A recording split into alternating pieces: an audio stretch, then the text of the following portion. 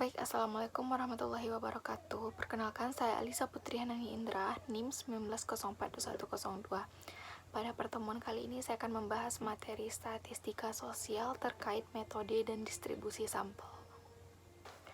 Baik, langsung saja masuk pada materi yang pertama, yaitu di sini ada populasi, yang mana populasi merupakan kumpulan dari semua kemungkinan orang-orang, benda-benda, dan ukuran lain yang menjadi objek perhatian atau kumpulan seluruh objek yang menjadi perhatian. Selanjutnya terbatas, yang mana unsurnya terbatas berukuran N. Contohnya itu populasi bank, populasi perusahaan reksadana. Lalu yang ketiga terkait metode dan distribusi sampel ada tidak terbatas, yang mana suatu populasi yang mengalami proses secara terus-menerus sehingga ukuran N menjadi tidak terbatas perubahan nilainya. Selanjutnya ada sampel, yang artinya suatu dari bagian populasi tertentu yang menjadi perhatian. Selanjutnya ada probabilitas, yaitu merupakan suatu sampel yang dipilih sedemikian rupa dari populasi sehingga masing-masing anggota populasi memiliki probabilitas atau peluang yang sama untuk dijadikan sampel.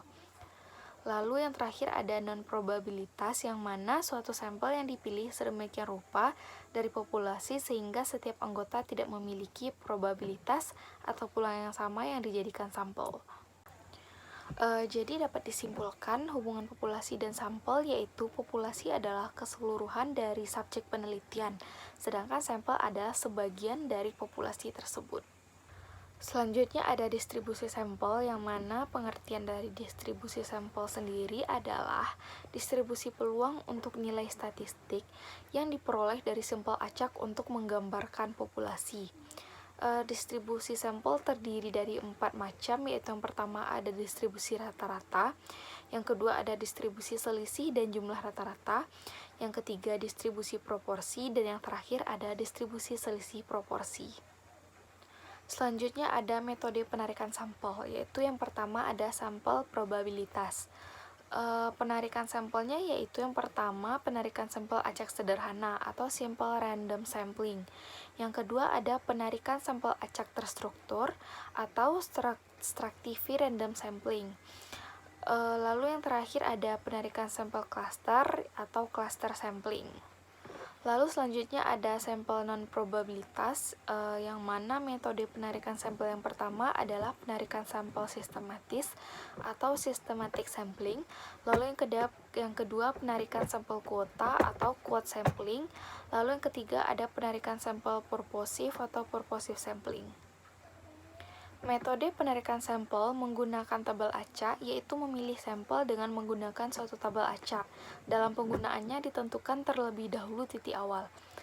Lalu penarikan sampel dengan sampel acak terstruktur, artinya penarikan sampel acak terstruktur dilakukan dengan berbagi anggota populasi dalam beberapa subkelompok yang disebut strata.